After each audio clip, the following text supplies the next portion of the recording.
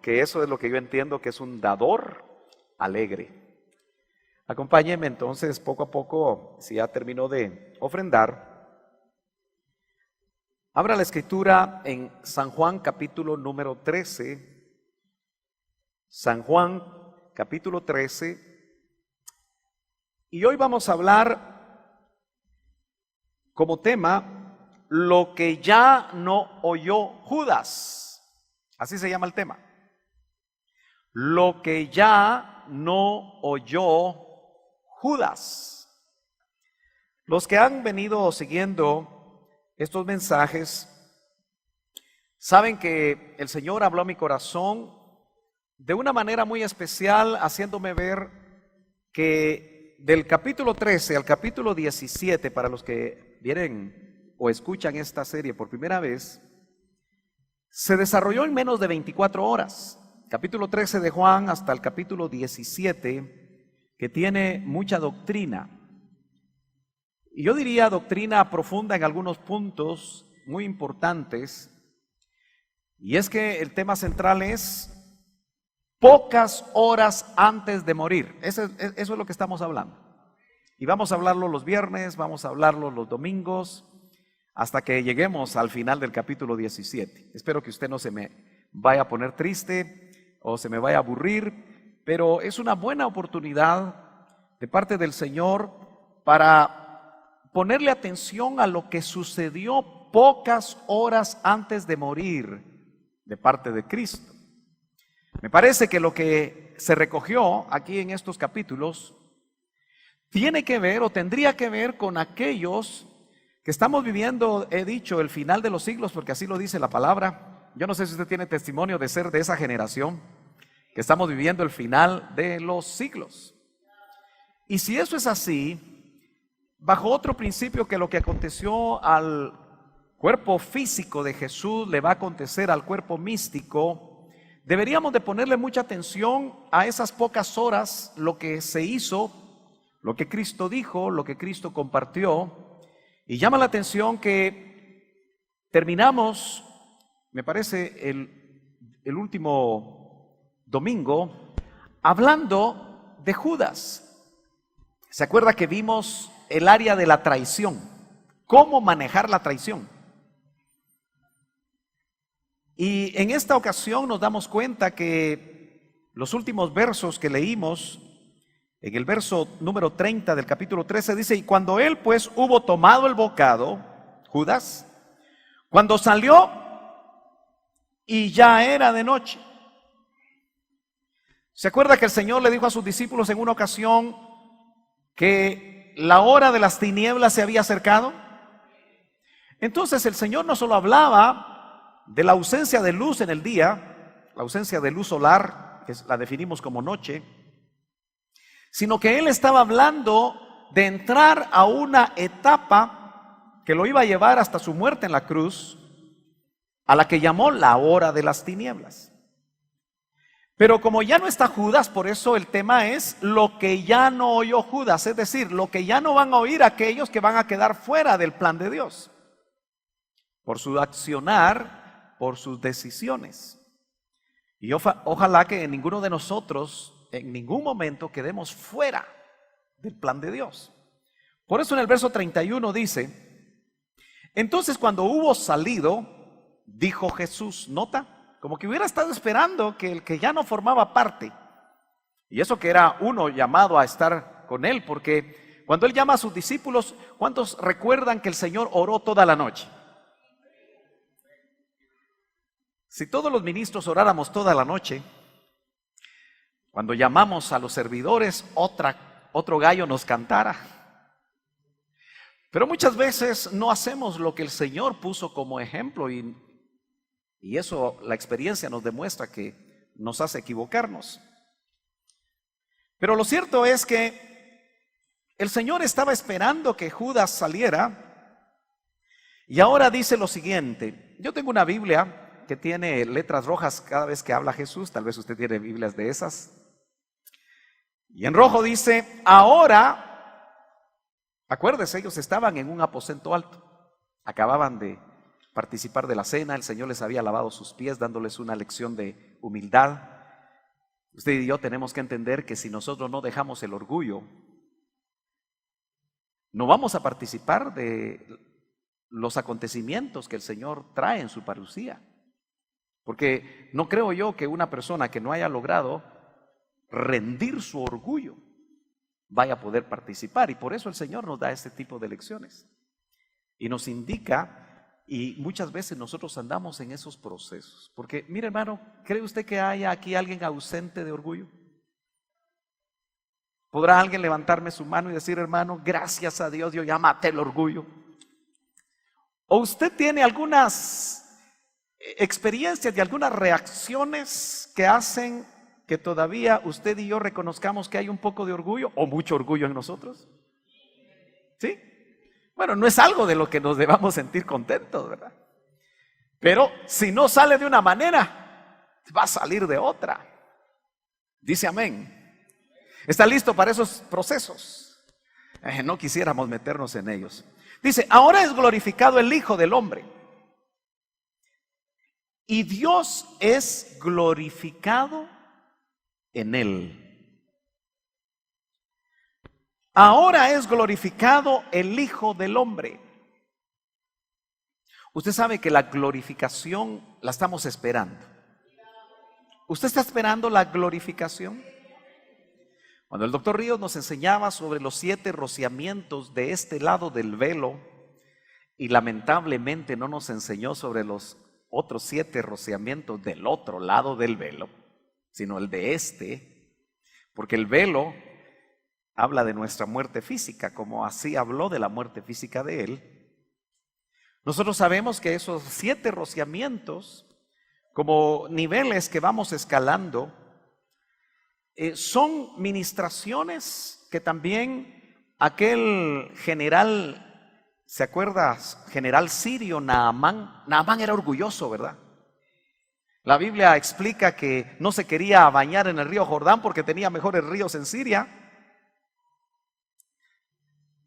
Y obviamente el Señor como que dibuja estos 7 rociamientos de este lado del velo, pidiéndole a un hombre leproso. La lepra ahí es tipo del pecado.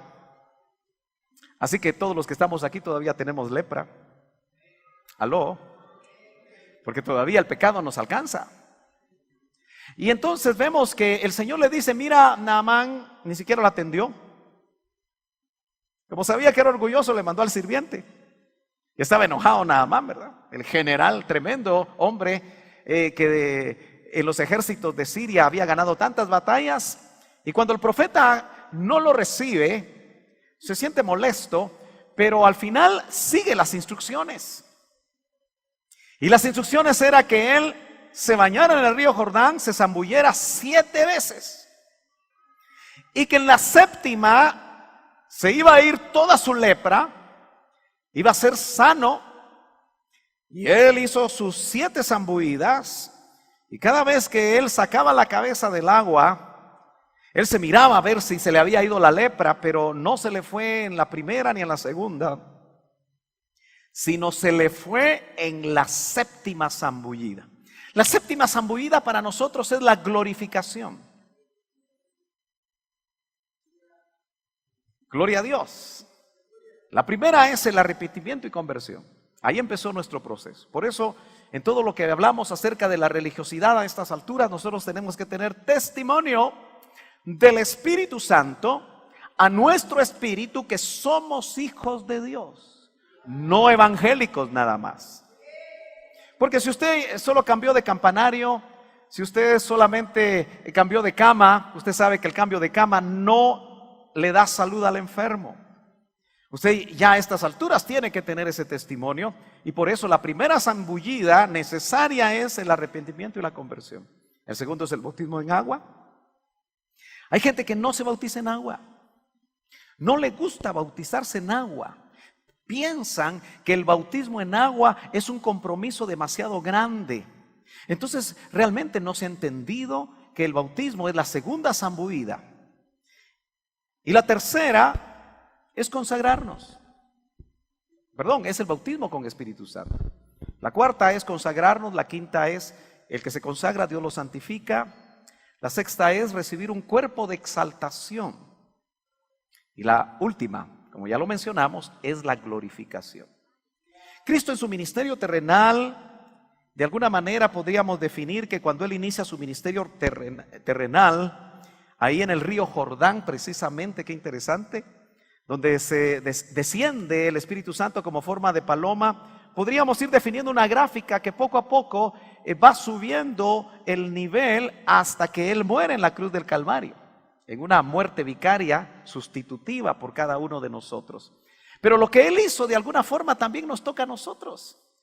Nuestro nivel de vida cristiana, hermano amado, tiene que ir subiendo. Cada domingo, cada mes, cada año, usted tiene que sentarse a hacer alguna evaluación. No la haga el 31 de diciembre después de un brindis, porque usted ya no brinda, ¿verdad? Aunque sea con ponche, va a decir usted, yo me echo mi brindis. Y no es a final de año donde usted chequea todo lo que hizo los 365 días del año, sino que de alguna manera, ¿no cree usted que antes de dormirnos deberíamos de hacer un examen? Deberíamos de ponernos delante de la presencia de Dios sobre lo que pasó ese día, arrepentirnos de aquello que no hemos hecho bien, pero también ir chequeando el diferente nivel que nosotros tenemos espiritualmente.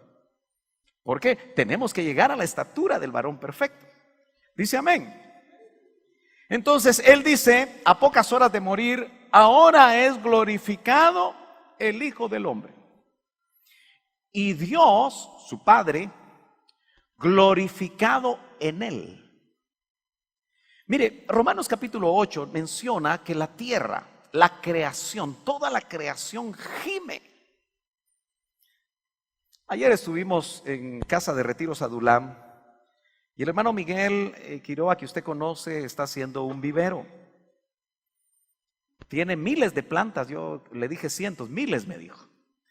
Y conocí uno de los viveros, tiene varios viveros de cactus de diferentes clases, de suculentas, flores muy hermosas, muy bonitas. Y él me explicaba cómo si están en el sol, las suculentas toman un color, si están en la sombra, las suculentas toman otro color.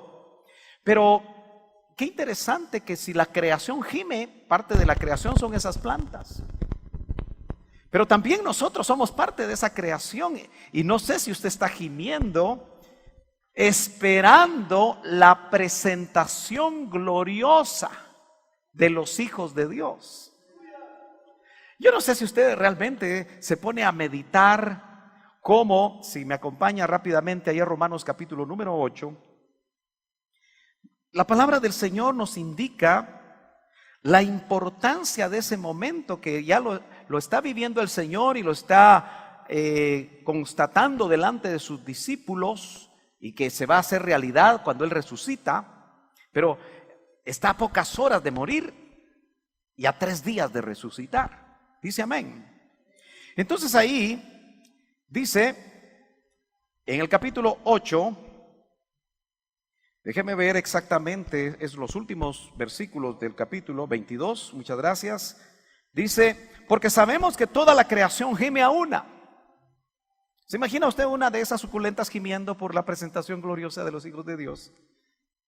¿Y por qué estará gimiendo la creación? Porque la creación va a ser transformada. Dice amén. Y dice, y a una está con dolores de parto hasta ahora, y no solo ella, sino también nosotros mismos que tenemos las primicias del Espíritu. ¿Usted tiene las primicias del Espíritu? Nosotros también gemimos dentro de nosotros mismos, esperando la adopción, la redención de nuestro cuerpo. La palabra en el original que se traduce adopción es huiotesia. ¿Se acuerda usted la palabra huíos? El hermano Otto nos hablaba de los tecnones y de los huíos. Tal vez en esos tiempos nosotros no sabíamos qué significaba muy bien la cosa. Pero el tecnón es el hijo, porque se traduce hijo que acaba de nacer espiritualmente, mientras que el huíos es el hijo maduro. De hecho, casi siempre cuando en el Nuevo Testamento se menciona huíos, se hace en relación a Cristo. Y nosotros vamos a ser como Él. ¿Cuántos anhelamos ser como Él? Y adopción es huiotesia, quiere decir que cuando nosotros lleguemos a esa estatura, no solo del varón perfecto, sino de la estatura de la plenitud de Cristo en la glorificación, ahí nos adoptan. Hijos, lo voy a llamar de esa manera para que usted me entienda, completos.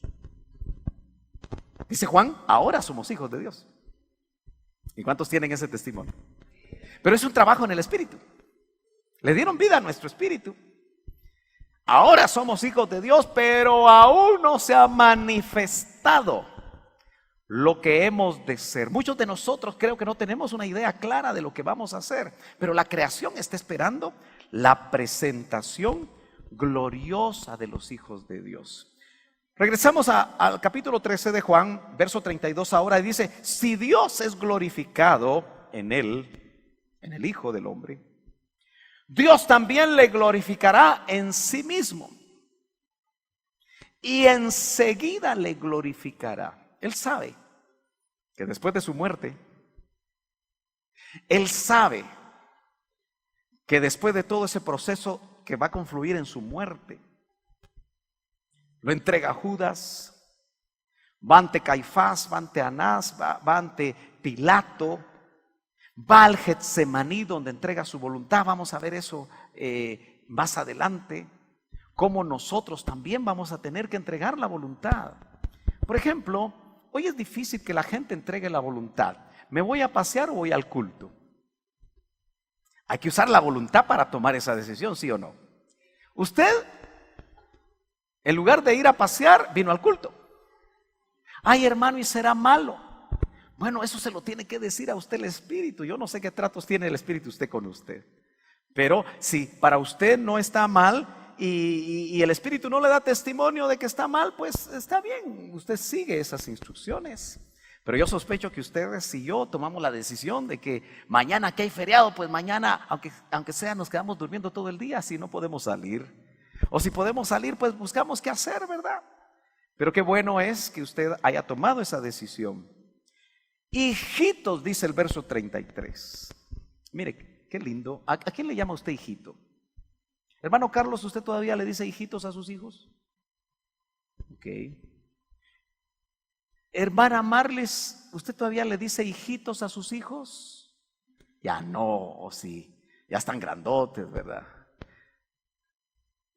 Ya la hicieron abuela. Pero uno tiende a decir hijitos a alguien que ama mucho.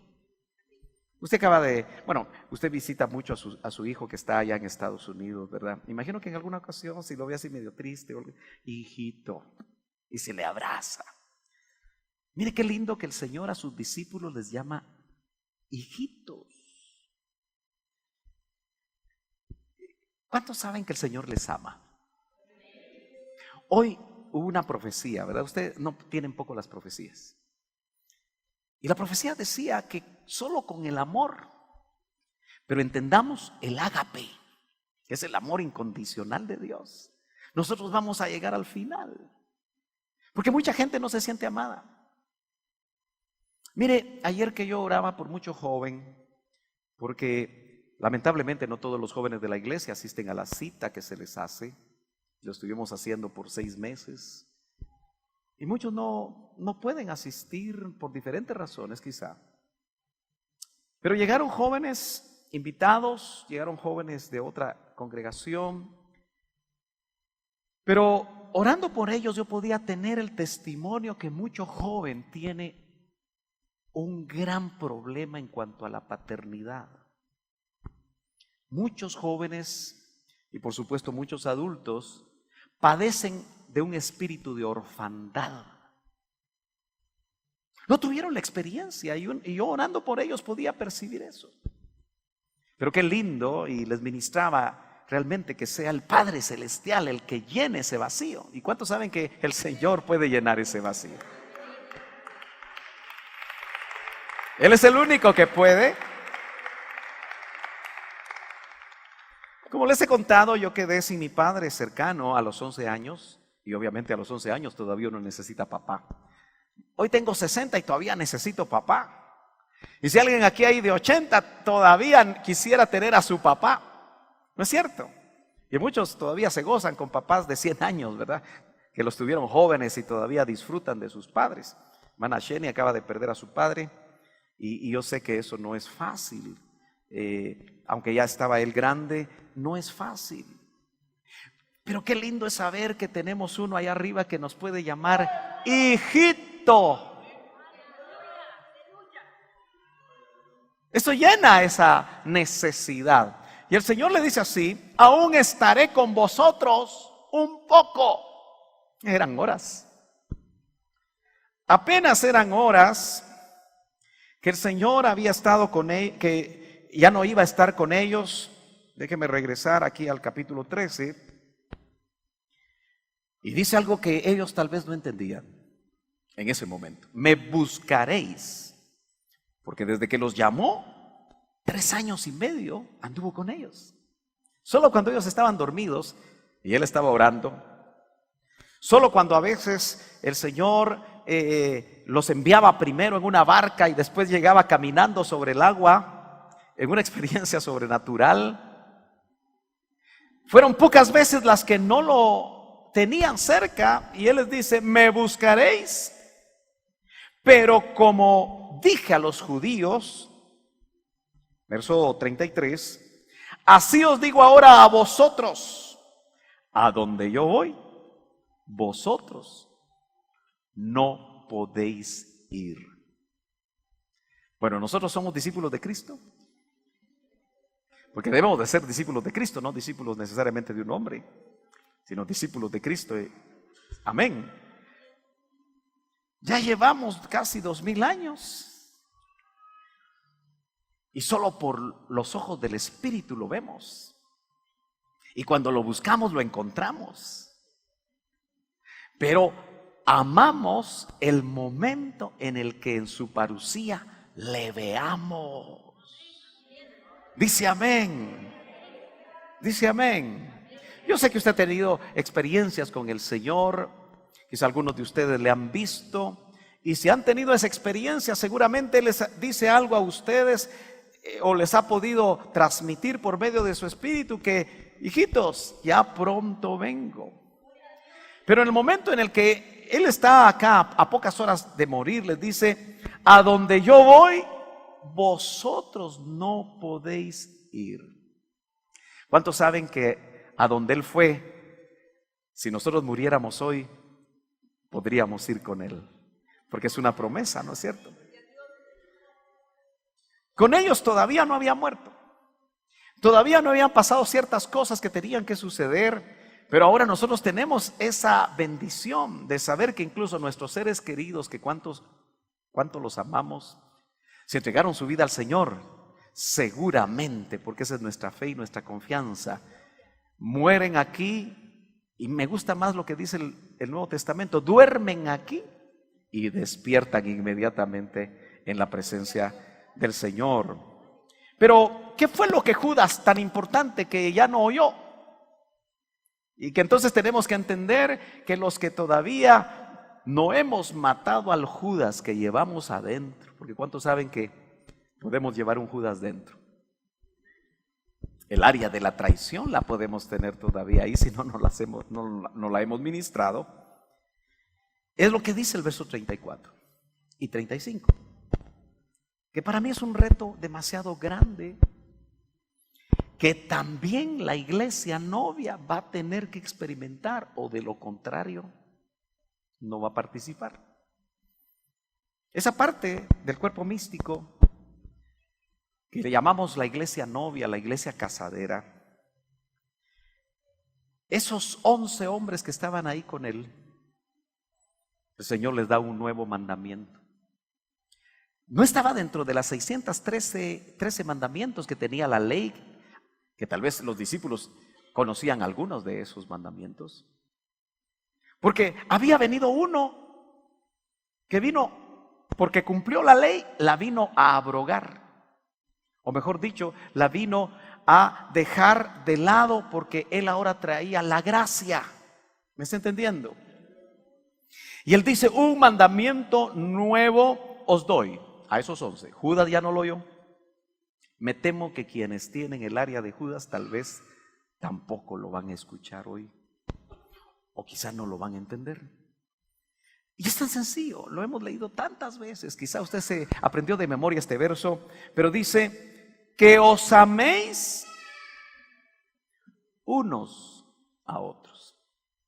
Si va al original, ahí no dice un amor eros ni un amor filial, sino que está hablando de un amor ágape. Que os améis unos a otros, como yo os he amado, que también os améis unos a otros. Metámonos un ratito en ese aposento alto donde está Cristo con 11. Su amigo, su cercano, como vimos el domingo pasado, su confidente. Lo vimos en los Salmos, ¿se acuerdan? Lo acababa de traicionar, porque él sabía para dónde iba. A entregarlo, a arreglar todas las cosas con los sacerdotes para entregarlo. Lo vendió por 30 piezas de plata. Ese no podía amar, no estaba amando. Pero ¿será que los 11 que estaban ahí se amaban entre ellos? Ayúdeme, por favor. ¿Será que se amaban entre ellos? ¿Será que Pedro amaba a Juan? Preguntémonos eso un ratito. ¿Será que Juan amaba a Pedro? Nos hemos dado cuenta que habían entre ellos competencias. ¿Quién se sienta a un lado y quién se sienta al otro lado? Y Pedro se había puesto. ¿Cómo era Pedro? Pedro era un hombre sanguíneo, ¿verdad? Pedro hablaba y después pensaba. Pedro iba siempre adelante y después se daba cuenta, hijo, le metí la pata. Y cuando Juan y Jacobo usaron a la mamá para ver si se sentaban a la par del Señor, porque creían que el reino iba a ser establecido de una vez y el Señor iba a ser el rey y ellos iban a ser los segundos de él, Pedro se había puesto bravo. Él ha dicho, estos son unos aprovechados. ¿Será que Tomás amaba a Andrés? Bueno, parece que habían problemitas entre ellos, ¿verdad? La pregunta es, ¿será que nosotros nos amamos? ¿O nos masticamos, pero no nos tragamos?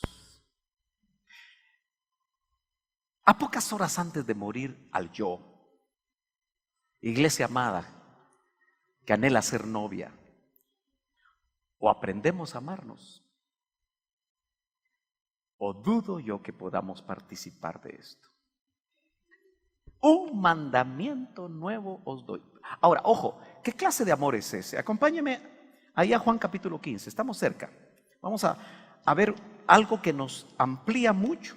Verso 13, verso 14 lo tiene, dice: nadie tiene mayor amor que este. Lo define. Que uno ponga su vida por sus amigos. Y el Señor puso su vida por sus enemigos. Fue más lejos todavía. Hay historias que reflejan muy bien el amor de un padre o de una madre, donde en esas historias se ve que un padre está dispuesto a dar su vida por la vida de un hijo, o una madre de la misma manera. Pero honestamente, ¿pondrías tú la vida por alguien de los que están sentados aquí? ¿Al que puedes llamar amigo? Difícilmente, seamos honestos. Todavía no estamos en ese nivel. Todavía no alcanzamos ni siquiera a relacionarnos de una manera adecuada. Yo estoy seguro que aquí hay gente que no puede hablarle a otra porque le cae mal. Es que ese hermano tiene es tan pesado, esa su sangre, dice. Yo no sé si eso es cierto, ¿verdad? Es pesadito hasta de sangre. A veces tú vienes al culto y vas a saludar a alguien y ese alguien hace como que no te mira ahora y te quedas así. ¿Te ha pasado? ¿Sí? ¿Te ha pasado? Entonces, lo más tremendo es lo que dice el verso 35. Acuérdense, esto no lo oyó Judas. Era tan importante que el Señor se los tenía que decir a pocas horas antes de morir para que ellos lo practicaran. Ya les había indicado que se lavaran los pies unos a otros. Más que en sí el rito físico, era que ellos pudieran ser humildes, que pudieran reconocer al otro como superior al mismo, que después en las epístolas el apóstol Pablo nos diría. Y también lo hablamos el domingo pasado. ¿Puede ver usted a los ojos a su hermano? Fíjese que muchos esposos no pueden ver a los ojos a su esposa. Ni la esposa puede ver a los ojos a su esposo, mucho menos a un hermano. ¿Puede ver usted a los ojos a un hermano y decirle con toda certeza, tú eres superior a mí? No, yo le aseguro que no. Una de las cosas que sucede en aquellos que venimos del LIM es que nos creemos la divina garza. Creemos que sabemos mucha doctrina. Creemos, y eso que como dicen ahora, eliminado. Eso empezó desde que murió el doctor Ríos, empezaron a decir eliminado, híjole, decía uno. Y muchos prefirieron cambiar de nombre. Yo que quería tener el nombre LIM, no lo puedo tener por razones legales. Pero lo cierto es que en esos tiempos los de LIM miraban por sobre el hombro a cualquier otro hermano de otra denominación. Eso era una realidad, tenemos que aceptarlo. Creíamos que teníamos la mejor alabanza, creíamos que teníamos la mejor palabra, la mejor doctrina. Y qué bajada de moto nos dieron. La moto siguió y nosotros nos quedamos sin moto. Pero ¿no cree que ahí Dios quería probarnos y trabajarnos y procesarnos? Claro que sí, y va a seguir haciéndolo. Ahora, lo tremendo de esto es que dice, vosotros sois mis amigos, verso 14 del capítulo 15, si hacéis lo que yo os mando. Entonces, ¿seremos amigos del Señor? En la medida que hagamos lo que Él nos manda. ¿Y dónde nos lo manda? Cada mensaje, cada enseñanza, cada culto, cada vez que entras tú en tu devoción, el Espíritu te habla y te pide lo que tú no quieres dar.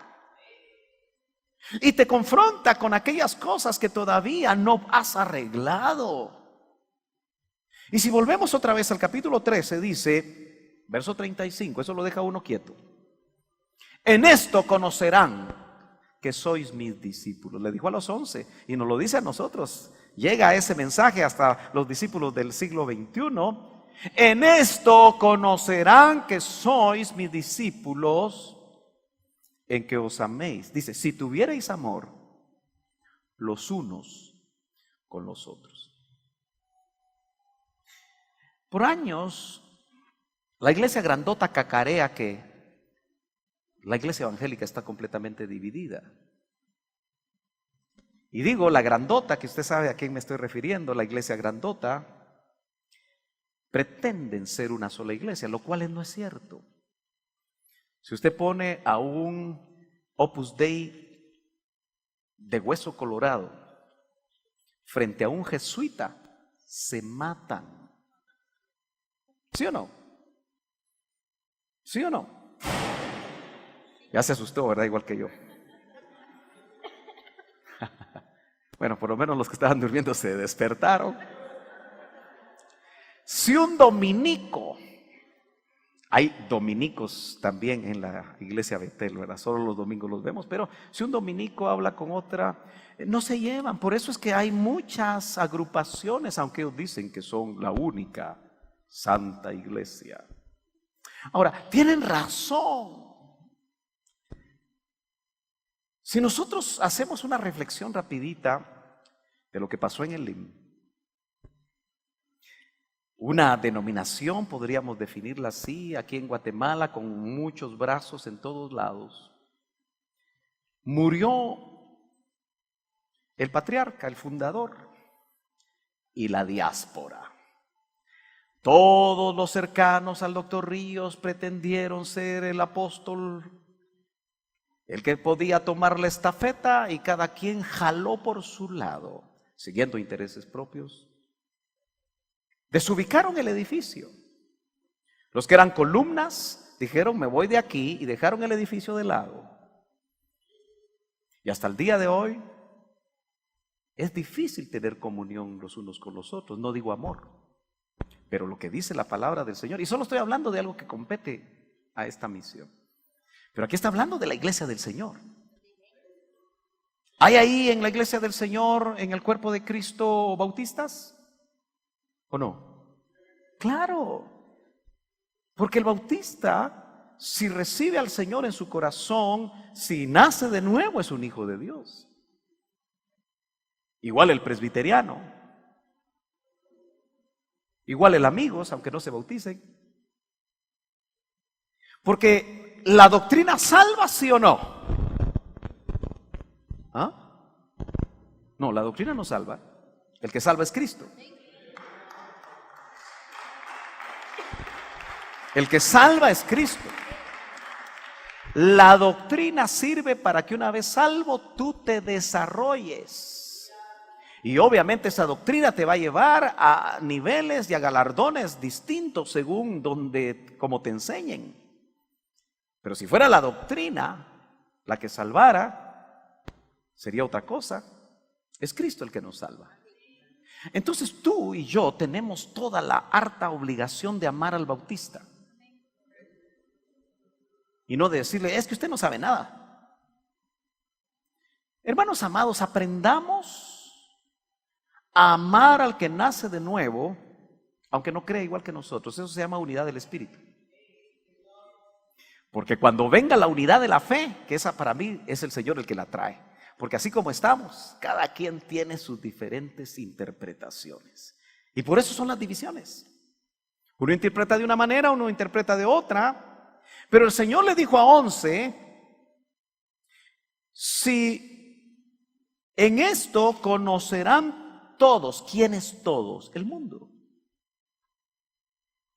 Que sois mis discípulos si tuviereis amor los unos con los otros. Si usted ve que alguien que nació de nuevo está agarrando un camino equivocado porque le están dando una mala doctrina, ore por él, interceda por él. No se pelee con sus familiares que son aquí, que son allá. Ámelos, porque si los ama, el mejor comentario, la mejor explicación, la mejor exégesis que usted puede hacer de la doctrina que usted pretende tener, que es sana doctrina, es amarlos. Porque si su doctrina no le permite a usted amar, ¿qué es lo que le queda? No nos queda mayor cosa, nos queda un esqueleto, una cuestión, un cascarón. No le estoy diciendo, hermano amado, que usted se una con todos, de eso no estoy hablando. Lo que estoy hablando es que usted y yo, dice la Escritura, en esto, el inconverso, mire cuántas campañas se hacen. Y a veces el gran predicador, el gran evangelista internacional no le quiere dar ni la mano a los inconversos. Porque está tan encumbrado. Y de hecho se les encumbra, se les pone en una gran plataforma para llenar un estadio, para que todos lo puedan ver. Pero muchas veces, hermano, ese tipo de situaciones afectan el alma de los ministros. Nadie está, hermano, sujeto o no sujeto a entrar en orgullo al ver un estadio lleno. Y la mayoría de ellos tienden a pensar que es por ellos. Y por eso les es tan fácil decir noches de gloria con fulano de tal y no noches de gloria con Cristo. Eso ya sencillamente cambia los conceptos, ¿verdad? A veces se menciona más el nombre del ministro o el nombre de la organización que el nombre de Cristo. Por eso a mí no se me olvida cuando al hermano Otto, el Señor, teniendo la madurez que tenía, el Señor le dijo: ¿por qué le pones nombre a lo que ya tiene nombre? Le dijo. Y él entendió. Porque él tenía, los que conocieron el auditorio en el IM, con unas grandes letras rojas: Iglesia Elim. Unas letrotas. Y el Señor se lo bajó de la moto. Porque el Señor eso hace con sus ministros. Y el que tenga oídos para oír, que oiga lo que el Señor les quiere decir. Y le dijo: ¿por qué le pones nombre, Elim, a lo que ya tiene nombre? El nombre es Iglesia de Cristo, le dijo. Y obedientemente quitó las letras y puso Iglesia de Cristo, que hoy se multiplica en todos lados con diferentes grupos que surgieron del IM, con diferentes nombres, pero antes se pone Iglesia de Cristo. Por eso usted nota que el nombre nuestro está más chiquito. Y cuando tenga oportunidad de hacer un mejor rótulo, voy a hacer más grande el nombre Iglesia de Cristo, porque eso es lo que somos, Iglesia de Cristo. Betel solo nos identifica, pero con letras más chiquitas. Por eso está eso así. En otros lugares estaría Betel. Entonces nos tenemos que amar. Ahora, hagámoslo más práctico aquí entre nosotros. ¿Usted está dispuesto a amar realmente a su hermano? Poquitos amenes. Yo digo que son sinceros los que dijeron que no. Porque si usted no dice amén, es que lo está pensando. Pero piénselo, porque es un alto precio. Por eso le digo, esto es un reto grande. ¿Cuántos saben que hay personas que no son fáciles de amar? Ahorita pensaron todos en alguna. Espero que no me han puesto ahí en esa lista, hermanos, por favor. Pero hay personas que son, mire, en nuestra familia podemos encontrar algunos miembros de nuestra familia que son difíciles de amar. Pero el mundo no necesita tantos evangelistas internacionales y afamados. Si nosotros como discípulos del Señor le mostráramos al vecino que lo amamos. Pero más importante, que nos amamos entre nosotros mismos. Porque en esto conocerán si son mis discípulos, si se aman unos a otros. ¿Cuántos saben que a las iglesias llegan inconversos? Ya a veces hasta nuestros hijos pueden ser inconversos porque solo vienen a la iglesia. ¿Cierto? Y me gusta ese ejemplo para decir lo que quiero decir, porque en mi casa quienes me conocen es mi esposa y mis hijas. Ellas saben cómo soy yo. Ellos saben cuando me pongo así, miren. Puro chichicúa. Es en casa donde realmente nos quitamos la careta muchas veces. ¿Cierto? Entonces, los hijos de muchos cristianos lamentablemente son vacunados y cuando tienen la oportunidad de irse de casa se alejan completamente de la iglesia. ¿Por qué será? Porque el amor que pretenden sus padres tener es puro cuento. Y ni siquiera lo tienen como padres hacia sus hijos. Porque no es el amor filial, insisto, es el amor ágape, incondicional. ¿Qué es el amor ágape? Es el amor que tiene por nosotros el Señor, que nos dice hijitos. ¿Cuántos saben que el amor del Señor nunca se va a ir sin importar lo que nosotros hagamos? ¿Usted cree que el Señor, cuando un hijo de Él adultera, lo deja de amar? ¿Me está escuchando? ¿Me están escuchando? ¿Lo deja de amar el Señor? Ay, qué bueno, porque ando en adulterio, va a decir alguien. ¿Usted cree que el Señor hay algo por lo cual nos deja de amar? Si dice que su amor es tan alto como los cielos y tan profundo como el mar. Ese es el amor de Dios.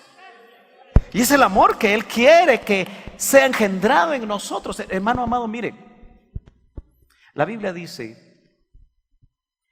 que el amor de Dios ha sido derramado en nuestros corazones. Y dice el ágape de Dios por el Espíritu Santo. Y cuando yo meditaba sobre eso me puse a pensar, Señor, dice que fue derramado en mi corazón, pero a mí me cuesta amar todavía a algunas personas. Yo tuve que aprender a amar a mi papá, que se fue de casa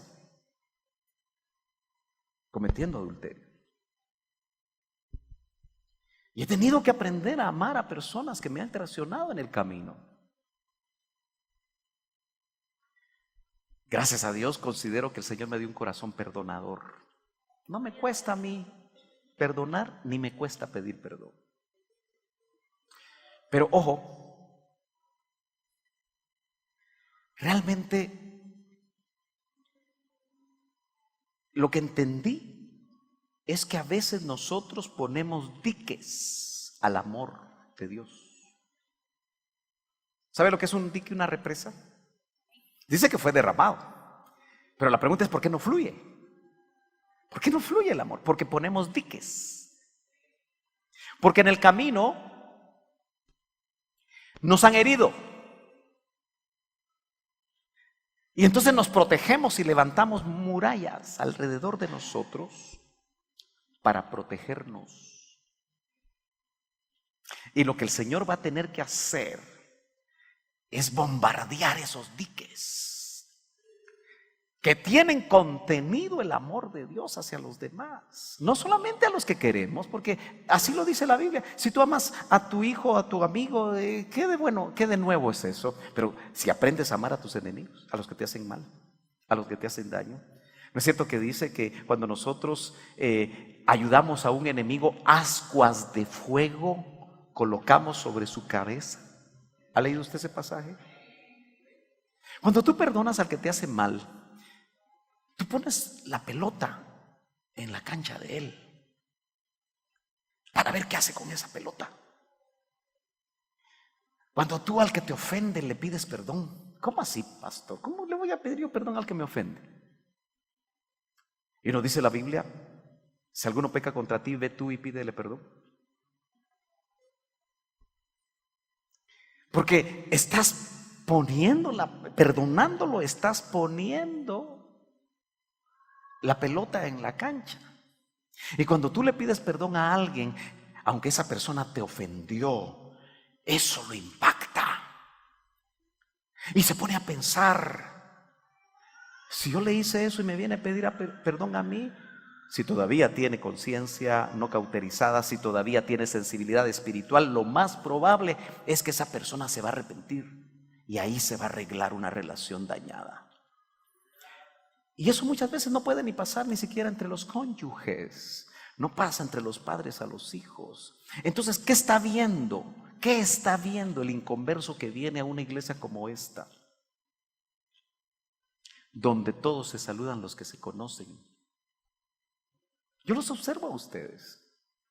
Ustedes no saludan al que viene por primera vez muchas veces. Claro, si están cerca los saludan, pero después, ¿por qué no te quedas platicando un ratito con él? Ah, no, rápido te vas a buscar a tus amigos. Te vas a buscar a tus conocidos. Cuando se come en la misma mesa, la misma familia come. Solo los de la foto.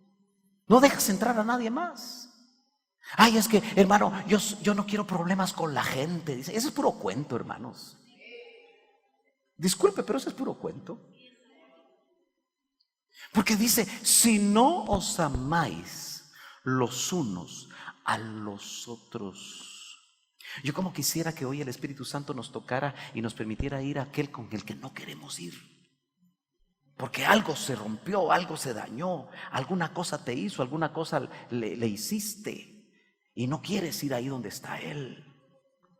Mientras más grandes son los templos, más fácil es esconderse del que no te cae bien. Ah, aquel va a entrar por aquel lado, yo entro mejor por aquel lado. ¿Tú crees que Dios no te está viendo? ¿Tú crees que el Señor nos está diciendo, este no es mi discípulo? Porque dice, si no os amáis unos a otros, En esto conocerán que sois mis discípulos si tuvieres amor los unos con los otros. Déjeme hablarle en San Juan 8, un poquito antes, 31, porque estaba buscando que esto tan fuerte que el Señor dijo en relación a los discípulos, solo lo dijo en 3 ocasiones, por lo menos esas fue las que yo encontré, pero en 8:31, en relación a los judíos que se estaban convirtiendo, dice: dijo entonces Jesús a los judíos que habían creído en él: si vosotros permaneciereis en mi palabra, seréis verdaderamente mis discípulos y conoceréis la verdad y la verdad os hará libres. Primero, amor. ¿Cómo van a conocer tus familiares que tú eres un discípulo de Cristo si tú en casa no te pones a hablar de los hermanos de la iglesia? ¿Cómo puede ser que nosotros muchas veces pelamos, disculpe que use esa palabra, a la gente de la iglesia con nuestros familiares? Entonces ese inconverso va a decir: si este habla mal de los miembros de la iglesia donde va, entonces no los ama. ¿Me estoy dando a entender, hermano? Si se pone a hablar de su pastor, de las autoridades, mira vos, en esa iglesia, esa clase de niños no sirve vos. Mejor me voy a cambiar a otra. Mira vos en esa iglesia cómo terminan de tarde, el pastor se columpia cada domingo y termina tarde. Me estoy dando a entender, solo estoy dando pequeños ejemplos. Entonces, permanecer en la palabra nos hace verdaderos discípulos. Y permanecer en la palabra no es saberla, permanecer en la palabra es practicarla. Y la segunda vez, o tercera vez mejor dicho, que leemos nosotros en la Escritura, es en el capítulo 15 y verso 8. Nuevamente, ahí en esos capítulos de los que estamos hablando, dice: en esto es glorificado mi Padre. Por eso el Señor dio fruto y el Padre se glorificó en él. En que llevéis mucho fruto y seáis así. ¿Qué dice? Mis discípulos. Entonces, 3 cosas para ser discípulos de Cristo. Amar. Que nos conozcan porque nos amamos. No porque nos complicamos hablando uno mal del otro. Mira, amor es irle a decir al que está mal, o que te ofendió, o que te trató mal, es irle a decir a él: hermanita, usted me ofendió. ¿Cómo, hermano? De esta y esta manera. Yo no me di cuenta, hermano. Disculpe, yo no creía que usted era tan sensible. Tal vez me puede decir así, ¿verdad? Pero abre la comunicación entre ella y yo. ¿Por qué voy a ir a decirle yo a otro: vos ya te diste cuenta, esa hermana tan piedra que es? No te acerques a ella. Eso ya es murmuración. Y eso es faltar al amor. Y todos caemos en esas cosas, hermanos. Por eso nos ofendemos, nos herimos. Dice amén. Entonces, ojo, la segunda cosa que dice es: el que permanece en mi palabra será verdaderamente mi discípulo. Y finalmente, el que lleva fruto. Entonces usted puede pasarse todo el día diciendo que es discípulo de Cristo, pero si no ama, si usted no permanece en la palabra y usted no da fruto, tendríamos que entender que según Cristo, usted es un asistente a una iglesia, pero no es su discípulo. ¿Será que nacemos de nuevo y no somos discípulos? Es probable que alguien se quede detenido. Acuérdese, no crece, se queda enano, se queda detenido. Yo termino, porque ya me encendieron la María. Y termino con un hombre que se suponía que tenía que amar al Señor, pero no lo amó hasta el final. Su nombre, el sanguíneo de Pedro. Verso 36 dice: le dijo Simón Pedro: Señor, ¿a dónde vas? ¿Se acuerda que les había dicho que donde él iba no podían ellos llegar? Jesús le respondió: a donde yo voy, no me puedes seguir ahora, le dijo a Pedro. Pero le dio una promesa hermosa: mas me seguirás después. Porque ¿dónde iba él? Ciertamente iba a morir por toda la humanidad, pero iba a resucitar y se iba a ir a la casa del Padre. ¿Se acuerda que no dejó que María lo retuviera? No me retengas, María, porque no he subido a mi Padre. Aleluya. Entonces, ahora no me puede seguir Pedro, porque todavía tengo que morir por ti. Ellos no entendían lo que él vino a hacer a la tierra.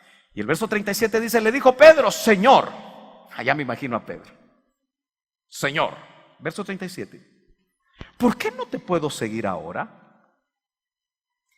Haber puesto hasta la mano en la espada que llevaba, ¿verdad? Mi vida pondré por ti. Hablador. Después me voy a reconciliar con él. Pero muchos de nosotros somos habladores. Él por su temperamento y su, hasta cierto punto, carnalidad y su deseo de sobresalir: hasta mi vida voy a dar por ti, Señor. Y ya me imagino cómo el Señor lo haber visto con compasión y le dijo: ¿tu vida pondrás por mí? Acuérdese que donde él ponía los ojos, observaba el interior de las personas a través de los dones. De cierto te digo. Eso es cuando se va a hablar algo muy importante. ¿Sabe cómo dice el original? Amén, amén. Es una palabra hebrea. Eso es lo que aparece en el original. De cierto te digo. No cantará el gallo sin que me hayas negado 3 veces. Y de eso hablamos, si Dios lo permite, el viernes. ¿Cómo fue la experiencia de un hombre que lo que le faltó fue amor?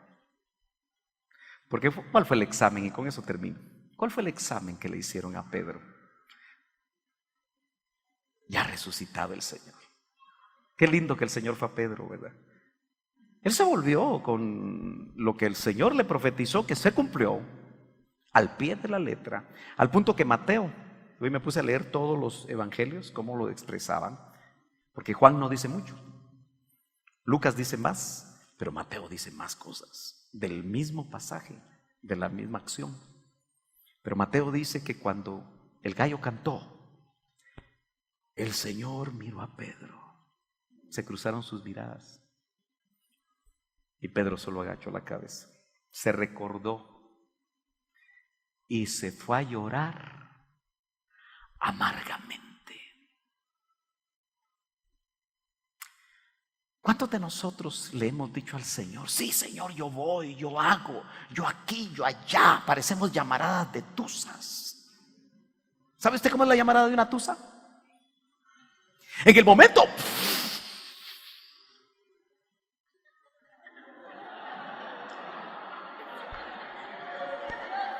casi sentí que se abrió el mar.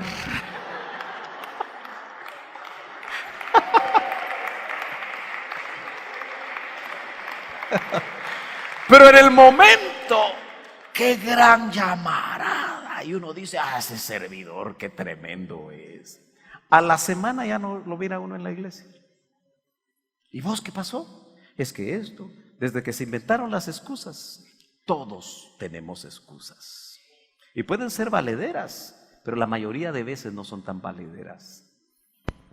Y tenemos que ser honestos con nosotros mismos. Pedro era llamarada de tuzas. Mi vida, hermano, no pasaron ni 24 horas cuando le tuvieron que tapar la boca.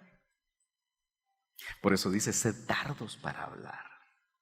Dice también: no es bueno que prometas, y no que prometas y no cumplas. Entonces, ¿usted se imagina cuando el Señor mira a Pedro? Esa mirada fue intencional. Y el Señor estaba golpeado.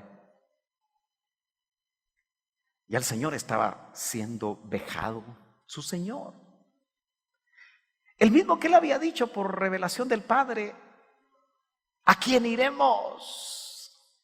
Si solo tú tienes palabras de vida eterna.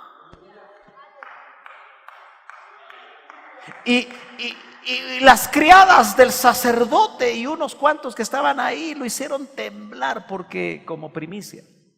El gran problema de todos nosotros es el miedo a la muerte.